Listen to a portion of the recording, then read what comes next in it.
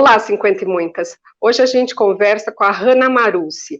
A Hanna é doutoranda e mestre em ciência política pela USP, é formadora de mulheres para a política, colunista do blog Legislativo, do jornal Estado de São Paulo, Estadão, e é uma das autoras do livro Candidaturas em Jogo, do curso de Direito da Fundação Getúlio Vargas. Oi, Hanna, tudo bem? Obrigada por você ter vindo aqui conversar com a gente no 50 e muitas. Bom dia, Mari, eu que agradeço.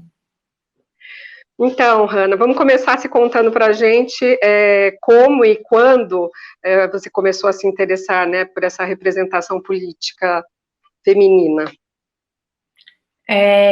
Quando eu entrei no mestrado em ciência política, eu queria estudar o voto obrigatório no Brasil, né, entender um pouquinho essa regra, como que ela se aplicava no nosso sistema político.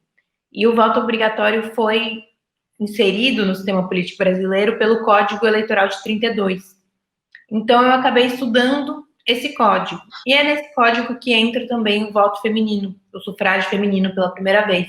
Então, acho que a partir daí, o meu interesse para a participação das mulheres na política cresceu, tanto que o meu mestrado acabou virando muito mais foco no voto feminino do que no voto obrigatório. E, a partir daí, junto com outras pesquisadoras também do Departamento de Ciência Política, a gente criou um grupo de estudos, que é o GEPO, o Grupo de Estudos de Gênero e Política, que foi para juntar pesquisadoras da ciência política que queriam estudar esse tema, mas viam que não tinham muitos pares para conversar sobre, não tinha muito espaço no departamento. Então, acho que isso começou em 2015, 2014, quando eu entrei no meu mestrado. E aí a gente continuou, né, a pesquisa, eu fui entrando no ativismo, na importância de eleger mulheres, e aí fui trabalhando sempre, toda a minha trajetória profissional desde então, muito ligada à representação política de mulheres. Aí no meu doutorado agora eu estudo a representação política de mulheres no Brasil. E como é que estamos? Estamos mal, né? Estava vendo que um estudo, um levantamento, na verdade, daquela União Interparlamentar, que é um órgão ligado à ONU, coloca o Brasil na posição 140 entre 199 países, né, em relação à representatividade feminina na política. Como é que dá para corrigir essa subrepresentatividade de uma forma mais rápida? Porque nós estamos falando mais ou menos do mesmo patamar desde 1940, mais ou menos, né? Claro, deu uma melhorada agora na eleição de 2018, mas ainda muito aquém, né? Sim. A gente ainda está muito distante, né? Eu acho que tem várias questões que precisam ser combatidas mesmo, né? A primeira é em relação à legislação. A gente tem uma legislação de cotas, né, de candidaturas, agora a gente tem uma legislação de cotas de financiamento para mulheres também, e, de alguma forma, isso não está sendo cumprido efetivamente, porque a gente não está vendo ainda isso se refletir nas mulheres eleitas. Então, se a gente tem 30% de cadeiras, é muito estranho que a gente tenha uma distância tão grande. Desculpa, se a gente tem 30% de candidaturas, é muito estranho que tenha essa distância tão grande entre quem são as eleitas, né? Quando a gente olha, a gente tem 15% só no Congresso Federal. É metade, né, das candidaturas. Então, o que eu entendo? Eu entendo que os partidos têm que investir nas mulheres de forma adequada. Então, realmente construir as candidaturas, porque o que vem acontecendo é que muitas mulheres simplesmente lançam sua candidatura porque o partido precisa ali cumprir os 30%, mas depois elas não têm estrutura nenhuma, elas não são candidaturas viáveis de verdade. Então, precisa ter essa mudança de mentalidade dentro dos partidos. Eu acredito que apesar da gente ter, né, inúmeras questões sociais, questões estruturais, os partidos têm muito poder aí de serem esse gargalo mesmo, de decidir quais candidaturas vão ter sucesso. Então, eu acho que, claro, a gente poderia ter uma legislação melhor, então existem legislações de reserva de cadeiras, por exemplo. A gente defende que 50% deveria ser reservado para mulheres, né, e 25% para mulheres negras, no sentido de que a gente deveria respeitar a proporcionalidade da população, Mas o nosso legislativo agora está num momento muito pouco propício para esse tipo de iniciativa. Então, a gente tem que atacar pelo outro lado, que é o lado de exigir que as regras que existem sejam cumpridas adequadamente, né? Porque a gente tem os 30%, mas a gente não tem 30% de candidaturas viáveis. A gente não tem investimento em partidos nesses 30%. Então, se a gente consegue o mínimo, isso já seria um grande avanço. E além do mínimo, né, Hannah, essa questão da formação mesmo das mulheres, principalmente que estão aí na primeira vez que se candidatam, né, é super importante, porque você destina no papel, vamos dizer, está destinando uma possibilidade delas terem alguma grana para tocar a campanha, mas sem uma formação, sem um apoio, outros tipos de apoio, fica difícil mesmo, principalmente para quem está começando, né? Exatamente, exatamente. O nosso projeto, a Tenda das Candidatas, vem nessa demanda mesmo, né? O que a gente percebe? Ia te perguntar, só para a gente situar, então, a Hannah, com mais 4 mulheres, é isso? Criaram um projeto que chama A Tenda, e que nesta eleição está viabilizando a candidatura de 10 mulheres. Né? Não necessariamente pela primeira vez candidatando, mas de 10 mulheres. Então, por favor, nos conte um pouquinho mais aí como é que é esse trabalho. Sim, esse projeto surgiu dessa demanda da gente perceber que, assim, que nessas eleições a gente tem um recorde de candidatas mulheres, um recorde de candidatas negras, né, um recorde de candidaturas LGBTQIA+, e que não basta ter o recorde de candidaturas, a gente precisa ter um investimento nessas candidaturas, não só um investimento financeiro, mas como um investimento político mesmo. E ao longo da minha trajetória, acho que já estou há mais de 6 anos nessa trajetória, eu já dei formações, né? Dou muita formação para as mulheres, e muitas vezes eu tenho contato com os líderes partidários. Eles chamam para dar uma palestra. E aí, quando a gente diz, não, a gente precisa de uma formação contínua, e aí precisa de um investimento, né, a longo prazo, isso não acontece. Então, a gente percebeu que esperar dos partidos não ia nos trazer muito sucesso nesse sentido. Então, a gente falou, vamos fazer. A gente está fazendo de forma voluntária, a gente decidiu, vamos abrir as inscrições, vamos formar um time de especialistas e vamos ajudar as candidaturas que a gente consegue. Então, o que a gente consegue acompanhar são 10 agora, e paralelamente, dá formações abertas. A última aula, inclusive, foi comigo na quinta-feira, a gente fala sobre os motivos para votar em mulheres, e aí a gente deu 17 formações, então. E a ideia é essa, realmente, entrar no vácuo deixado pelos partidos políticos em relação às candidaturas de mulheres, porque é isso que eles vêm fazendo desde que a regra existe, né? Então, primeiro, eles não cumpriam a lei de cotas, lá, quando foi colocada em 97, ela foi cumprida pela primeira vez só em 2014, então demorou muito para ser cumprida, e ela é cumprida muito precariamente, né? Ela é cumprida com muitas candidaturas que não são candidaturas viáveis, que realmente nunca vão ser eleitas porque não se coloca financiamento, não se coloca investimento político, e a gente está tentando ir nessa contramão. O que você acha que intimida mais as mulheres para se candidatar ainda? Apesar de ter aumentado, ainda é bastante tímido, né? Ainda é. Eu acho que são vários fatores. Eu acho que começando pela representatividade, né? A gente tem poucas mulheres eleitas ocupando esse espaço, e quando elas são, muitas vezes elas sofrem violência política de gênero e de raça. Então, exemplo da vereadora Marielle, que foi assassinada, né? Isso é um grande símbolo. Exatamente, simplesmente por estar ocupando a política, mas isso é um exemplo, né? As violências contra a mulher na política são muito grandes e diárias e recorrentes. Eu acho que isso é uma questão. Se eu não me vejo lá, é muito difícil eu pensar que ali é o meu lugar. Eu colocaria os partidos políticos também como uma barreira, porque, enfim, apesar das mulheres serem quase 50% das filiadas aos partidos políticos, só 20% ocupa cargos em diretórios. Ou seja... Eu não sabia que era metade? Quase em geral, metade, assim? 44%. Mas, assim, em cargos de decisão de diretório mesmo, só 20%.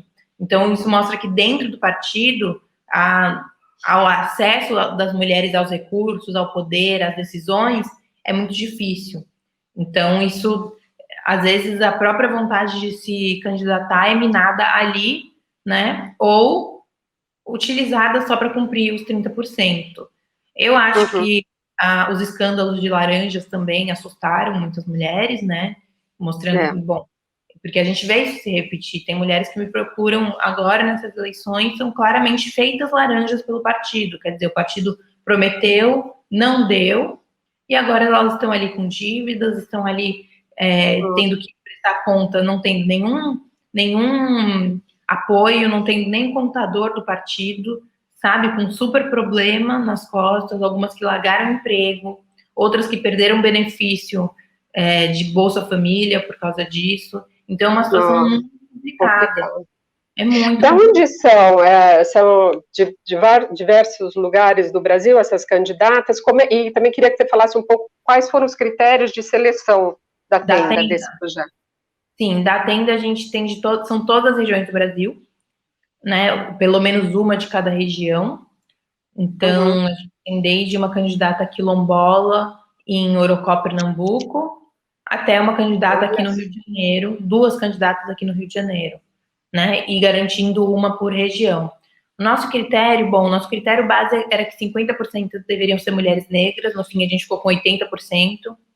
A gente queria ter uma representatividade em relação a mulheres LGBTI, em relação a ter mulheres periféricas também selecionadas, e que fizesse sentido ali o nosso apoio, porque se é uma campanha totalmente estruturada e fechada, talvez não fizesse sentido o nosso apoio. Se é uma campanha que também não teria recurso nenhum em termos de pessoa trabalhando, voluntário, a gente iria ali dar nossa assessoria e não ia ter quem executar. Então, a gente foi pesando, a gente entrevistou, né, essas mulheres, não todas, foram 200 inscritas, a gente fez uma pré-seleção, entrevistou, e foi selecionando com esses critérios base, mas também conforme a gente foi se identificando com as pautas e com a candidata, e respeitando essa questão da região, de ter uma por região.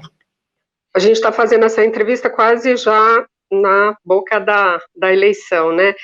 Como é que você sente o crescimento dessas mulheres que vocês trabalharam ao longo desse período? Do começo, de como vocês pegaram e agora para o final? Olha, eu estou otimista, eu acho que todas elas estão fazendo campanhas dignas, sabe? Campanhas realmente que são campanhas que elas estão no jogo. Eu acho que legal. Isso é muito importante.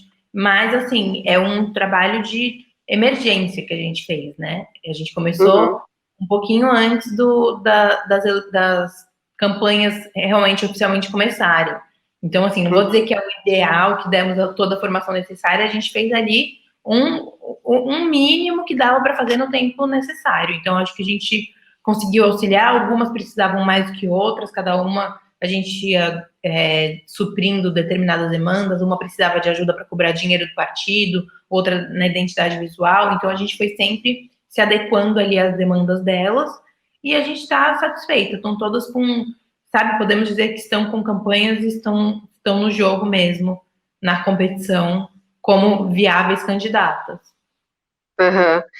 Mas quando eu falo crescimento, e não só no crescimento de possibilidade de se eleger, mas esse crescimento pessoal e como político mesmo, se entender já melhor o entendimento político ser ampliado. Vocês sentiram isso? Com certeza, com certeza. Eu acho que esse projeto, ele não acaba quando as eleições acabam, né? Então, assim, a gente diz que elas estão... A primeira eleição é o começo do seu projeto político, e ganhar ou não a eleição não é o sucesso ou o fracasso, é parte do seu projeto político. Então, isso também é uma coisa que algumas estão agora entendendo que é um grande passo, né? Toda essa passagem pelas eleições foi muito importante para elas. Eu acho que tanto as formações quanto a própria experiência de estar numa campanha e também de ter assessoria, a gente teve feedbacks muito positivos, assim, delas, sabe?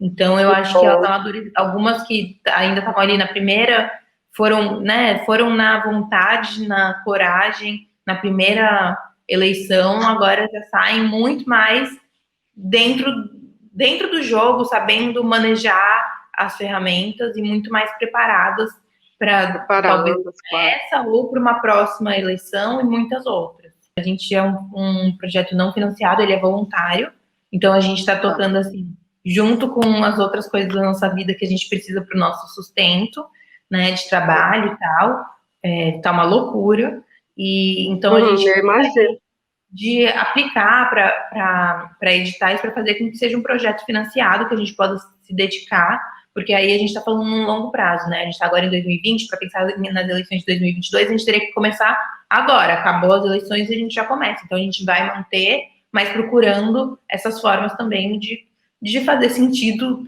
nesse mundo em que vivemos, que a gente precisa de dinheiro no fim do mês para pagar o aluguel e tudo isso. Acho que com o crescimento dessas candidaturas tem tudo a ver vocês acabarem conseguindo um apoio, né, um patrocínio a esse projeto, financiamento, na verdade, e para que vocês possam tocar, né, assim eu desejo. Mas me conta, Hanna, qual foi o aumento da última eleição, né, municipal, 2016, para agora em candidaturas femininas? Queria, se possível, se você tiver, quantas a mais concorre ao executivo e a cadeiras no legislativo? Então, a gente teve um aumento, eu vou falar em percentuais, tá? Que números eu não tenho aqui. Mas a gente teve um aumento, sim, de candidatos a vereadora subiu para... Tínhamos 30% na última eleição, agora temos 33%. É um aumento tímido, mas o que eu achei que era bem mais até. Mas eu acho que às vezes a gente perde um pouco a noção histórica quando se fala que é um aumento muito tímido, porque o que acontece? Até ser cumprido 30%, foram o quê aí? Mais de 10 anos, né? Então, quando a gente fala de representação política das mulheres, é muito devagar, por conta de todas as barreiras que a gente fala, por conta da resistência dos partidos.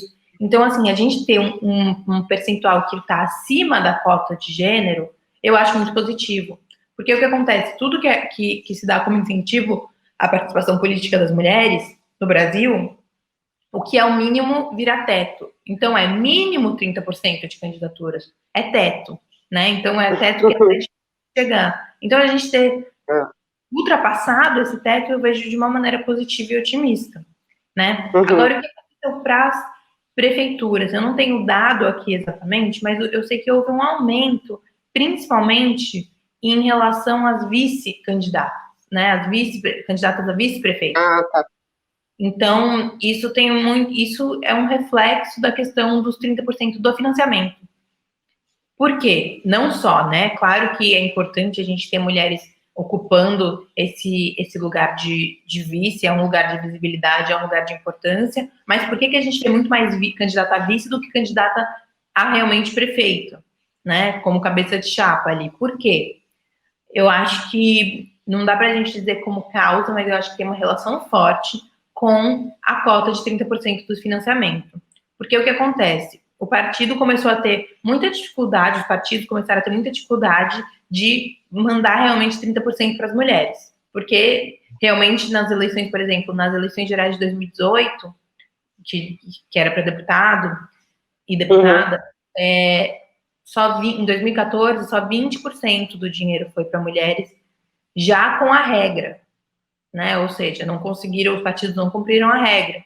Então, e aí é isso, a fiscalização vai ficando mais forte, e aí uma saída para cumprir esses 30% é colocar a mulher de vice para a prefeitura. Por quê? Porque o partido coloca o dinheiro ali na chapa, na conta da vice, usa para a campanha que a cabeça de chapa é um homem, e esse dinheiro é contabilizado como um dinheiro que foi para a mulher. O que realmente foi, mas na verdade quem está encabeçando essa chapa são homens. Então, o que eu quero dizer é que os partidos sempre usam do máximo de estratégias possíveis dentro e fora da legislação para isso, para não ter que direcionar 30% do seu recurso realmente a candidaturas de mulheres. Porque se a gente tivesse esses 30% realmente direcionados, talvez a gente tivesse um resultado diferente nas pessoas eleitas, né? Agora, em relação às possibilidades aí futuras, Espera-se, então, eleger mais mulheres, né, principalmente, eu acho, para o legislativo. A gente está falando de uma expectativa de aumento de quanto? Dá para ter uma ideia? Olha, a minha esperança é que a gente tivesse um aumento muito significativo, mas eu acho que por conta do que eu tô vendo nessas eleições, então eu acho que assim, a gente vai ter um aumento, mas em termos percentuais, a gente não vai ter uma grande diferença, tá? Eu acho que a gente vai ter talvez uma diferença até maior em relação a pessoas negras, eu acho que a gente vai ter mais pessoas negras eleitas. Não consigo falar números, né? Mas assim, a minha impressão do que eu tô vivendo nessas eleições vamos ter um aumento de mulheres. Ele vai ser não tão expressivo em termos percentuais, né? Eu acho que a gente vai conseguir eleger muitas candidaturas importantes, muitas candidaturas que vão, enfim, que são pessoas que estariam fora da política em outros momentos e vão conseguir entrar na política, mas em termos numéricos, eu acho que a gente também tem um crescimento tão grande de um conservadorismo, de militares que estão se candidatando, líderes evangélicos, tudo isso também vem muito forte, né? E o financiamento, como a gente tem visto até agora, tem se concentrado mais nos homens brancos. Então, apesar de todas essas iniciativas que a gente tem, quando a gente fala em dinheiro, o dinheiro está concentrado nas mesmas pessoas, né? Então, assim, eu acredito que teremos mais mulheres, mas não tão expressivamente em termos percentuais, e teremos um percentual um pouco mais maior de aumento para pessoas negras eleitas. Esse aumento de mulheres negras, ele vem na esteira ainda da Marielle, você acha? Eu acho que já teve um aumento, né? De Marielle, eu acho que sim, acho que porque o feminicídio da Marielle foi algo muito marcante e ele gerou nas pessoas a ideia de que, olha, se uma incomodou tanto, porque se ela foi assassinada, ela estava incomodando, ela estava mexendo em coisas que realmente incomodaram, que ela teve que ser calada. A sensação que isso passa se uma pode fazer essa diferença, imagina várias. Né? Então eu acho que nasce uma revolta em relação ao que foi feito com ela, e aí algumas candidaturas vêm disso, mas também uma esperança no sentido de, olha, se uma foi, imagina se a gente conseguir eleger várias mulheres negras, né? Eu acho que vem disso. E várias mulheres com essa representatividade que você falou, né? Quilombolas, que venham da periferia, que não, né? Que tenham essa diversidade que está fora, né? Essa diversidade de Exato. Porque às vezes a gente fala, às vezes vem perguntar, mas aí a mulher negra vai defender só as pessoas negras? Não, a gente está há mais de quantos séculos só com a maioria gritante de homens brancos que dizem representar todos, né? Então não, o representante eleito representa toda a sociedade. Só que ele precisa a gente precisa ter uma representatividade da composição da sociedade, né? Então a gente pode dizer que há tantos séculos foi feita uma representação só para pessoas brancas, porque seria o equivalente a dizer isso, né? Você dizer, vou eleger uma mulher negra, ela só vai defender os interesses das mulheres negras. Então acho que quando a gente altera, faz o contrário do discurso, a gente vê como a pergunta é absurda, né? Tem uma pesquisa que chama Mulher na Política, que demonstrou que as mulheres tendem a concorrer mais para cargos, quer dizer, elas acabam escolhendo se candidatar mais ao legislativo municipal. Você tem ideia por que esse interesse maior no município? Quando é um jeito de entrar na política, talvez? Eu acho que isso diz respeito à atuação política das mulheres, né? As mulheres atuam muito em bairros, elas atuam muito nas próprias comunidades, né? A atuação política de mulheres. Então, a candidatura à vereança acaba sendo, às vezes, um convite ali, ou a própria comunidade que diz, olha, você tem que sair vereadora, você conhece todo mundo, né? A vereança tem essa coisa muito local, né? De realmente ter essa proximidade com os eleitores. A pessoa, quando a gente fala, a pessoa sai andando no bairro e conhece todo mundo, né? Lógico, um bairro não elege, mas já é um eleitorado. Eu acho que tem muito a ver com isso, com esse tipo de atuação que é muito forte na atuação política das mulheres, que é na própria comunidade, no próprio bairro, e vem daí já, né? Já muitas vezes vem como uma coisa natural. uma porta de entrada, os movimentos, né, às vezes participar de movimentos sociais, muito ligado à cidade, né? Exato. Agora, na prática, na prática você acha que uma gestão feminina muda o quê quando tem uma gestão feminina?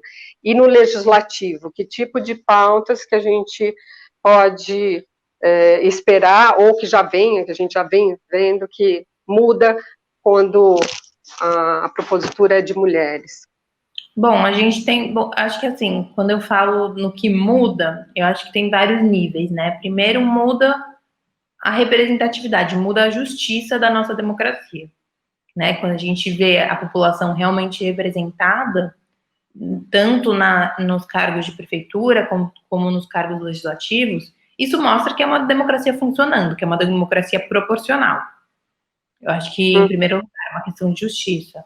Muda em questão da representatividade, as pessoas se verem lá, né? Então, se a gente vê mulheres lá, uma mulher vendo uma mulher lá, uma mulher negra vendo uma mulher lá, ela pensa, eu posso estar lá também. Isso muda o que as mulheres e meninas podem sonhar em ocupar, os lugares que elas podem ocupar. E aí, pensando numa representação substantiva, a gente tem uma coisa que na ciência política se chama de perspectiva, que é o olhar que a vivência de alguém leva consigo. Então, assim, eu posso dizer, um homem pode defender os interesses das mulheres, pode ser a favor dos direitos das mulheres, votar a favor, sim, mas a gente ter a visão, a perspectiva de alguém que vive no próprio corpo, o que é ser mulher em determinado lugar, né, com uma determinada idade, é intransferível. Então, a gente tem uma multiplicidade de perspectivas que a gente não tem se a gente tem só um grupo ali representando. Então, e aí a gente tem várias pesquisas que mostram que as mulheres tendem a fazer projetos, a aprovar projetos que estejam ligados ao combate à violência contra a mulher. Tende-se a ter uma ligação, né, entre quem a pessoa é e as pautas que ela defende. Não é uma regra, mas é uma tendência. Então, por exemplo, quando está se discutindo, vamos olhar agora para implementação de políticas públicas, né, numa prefeitura, quando se discute transporte, se a gente tem um grupo só de homens, é muito difícil que surja ali como uma questão, a questão do assédio no transporte público. Ou a questão de que eu preciso pensar que à noite é mais perigoso para as mulheres, elas precisam poder descer fora do seu ponto para estar mais perto de casa. Então não é porque os homens são ruins ou são contra as mulheres, mas porque eles não têm essa vivência. Essa vivência ali muda tudo. Né? E não é que a gente está falando que queremos essa vivência acima da vivência dos homens que ali estão. Não, a gente quer proporcionalmente. Se metade da população são mulheres, não é justo que metade dos representantes possam ter uma visão que considere a vivência das mulheres? E tem também pesquisas em relação a governo mesmo, né? Tem pesquisas que mostram que os governos tocados por mulheres tendem a ter uma mortalidade infantil menor. Os governos eu li isso, achei bastante interessante. Né? O foco do investimento, né, do olhar da gestão muda. Exato, mas é pela vivência exatamente, né? A questão do Covid também saiu pesquisas mostrando que os governos de mulheres tiveram mais sucesso no combate à Covid, foram mais eficientes. Então, assim, a gente não pode essencializar e falar, a mulher cuida mais, a mulher é mais moderada, não é isso, porque a mulher tem uma vivência específica, a mulher tem que lidar, porque hoje no Brasil, por exemplo, as mulheres acumulam jornadas duplas até triplas, né? Então elas têm que tocar a vida pública e a vida privada e os filhos, e muitas são já as provedoras das casas. Então uma administração, um poder administrativo e de gestão muito grande, né? Então eu acho que isso se reflete quando a gente coloca uma mulher no poder. É isso mesmo. Hanna, essa questão de formação política em geral, né? E, sobretudo, a formação política das mulheres ou das candidatas que estão, sobretudo também das candidatas que estão chegando, eu acho uma das coisas mais importantes aí dentro desse aspecto de toda a participação de entrada mesmo da mulher na política, porque de um lado a gente ganhou várias pessoas contribuindo para perpetuar aquela coisa agora assim, eu não sou político, várias propagandas de políticos, inclusive homens sempre falam, eu não sou político, nunca me candidatei, é a primeira vez, né, aquela coisa de não ser o político de carreira que virou uma coisa para ser banida, quando na verdade isso vem à esteira justamente da falta de formação política, né? Porque se tivesse uma formação política, talvez você não tivesse esse olhar tão distorcido do que é fazer política, do que é ser um político. Para a gente finalizar, eu queria que você falasse um pouco da gente saber fazer essa distinção também, né? Porque fica endemonizando o político, escola sem partido, todas essas coisas que vieram à esteira. Eu acho que só veio a piorar a imagem do que é entrar para a política, fazer política, ser política, né? Totalmente, eu concordo. Eu acho que o problema agora é que a gente tem uma desesperança, né, geral da população na política, porque a política que está sendo feita é essa política que, como você falou, né, de uma reprodução dessas mesmas pessoas, dessas mesmas desigualdades e essa ideia de que o problema está na política, sendo que a política, né, a democracia representativa é o nosso principal instrumento de mudança e de conseguir, né, nesse momento é esse nosso principal instrumento. Então, o que a gente tem que ver é quem a gente coloca lá. Então, acho que quando a gente fala de capacitação, é capacitação dos políticos, mas também capacitação do eleitorado, né, dos eleitores, que tem que saber onde colocam seu voto, para onde vai seu voto, a necessidade de se acompanhar depois do voto a pessoa que você elegeu ou não, né, os representantes. Então, eu acho que é isso, assim, a ideia de que a política não é só o momento ali do voto, a política se faz do ano muito ao contrário. Né? Então, se a gente quer cobrar, a gente tem que saber o que está acontecendo, o que a gente pode cobrar, conhecer o sistema político, dar o nosso voto de forma consciente. E então, eu acho que, né, não diria que faltam opções bem capacitadas, né? O que falta é realmente uma construção dessas opções como opções viáveis, né? E de um eleitorado que olha para ela como opção. Quando a gente fala, por exemplo, da desigualdade de gênero nos eleitos, a gente olha, bom, se as mulheres são 52% do eleitorado e elas quisessem realmente que tivesse ouvissem a importância da gente ter uma igualdade de gênero na representação, é suficiente o voto das mulheres. Né? O voto das mulheres consegue mudar essa distorção da representação que a gente tem. Então, o que a gente precisa é educar também o nosso eleitorado. Ver como ele pode ser também chave da mudança. É isso aí, Hanna. Mais algum recado para quem ainda não decidiu no nome feminino para o próximo domingo? O que você falaria? Bom, a gente tem 10 candidatas lá na tenda, eu convido vocês a olharem elas, a conhecerem no @insta da tenda, são ótimas opções, mas se não contemplar o seu município, o que eu indico todas as pautas que você quer, que você defende, elas podem ser representadas sim por uma mulher. Então, considerando que a gente tem uma distorção tão grande na nossa representação, dê preferência a uma mulher para representar suas pautas. Então, existem inúmeras plataformas que você pode fazer o match eleitoral ali, você procura as suas pautas e pode achar um candidato ou candidata que as represente, tem a Me Representa, tem, acho que uma do Estadão também, e fique de olho, entre nas redes dessa pessoa, dessa candidata, veja se está de acordo, assista o que ela está trazendo, e vote com consciência. Eu acho que esse é o principal recado. Vote com consciência. Vote na mudança que você quer ver na política. É isso aí. Tá ótimo, Hanna, muitíssimo obrigada, viu, pelo esse bate-papo aqui, agradeço muito, acho que ainda dá tempo realmente das pessoas, se não acompanhar aí, foi tudo muito complicada essa eleição, né, por conta da pandemia e tudo mais, foi tudo um pouco não, muito à distância, mas dá tempo, como você falou, nas redes sociais, dá tempo de você colher informações de candidato, de alguém que possa ser mulher e estar representando questões que você quer ver debatido no legislativo, e se for o caso, no executivo e nos municípios que têm candidatos, né?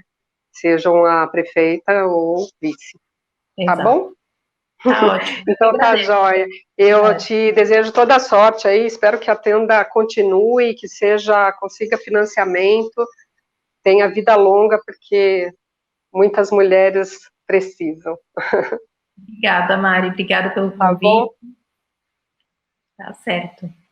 Obrigada, um abraço. Tchau, Hanna. Tchau, tchau.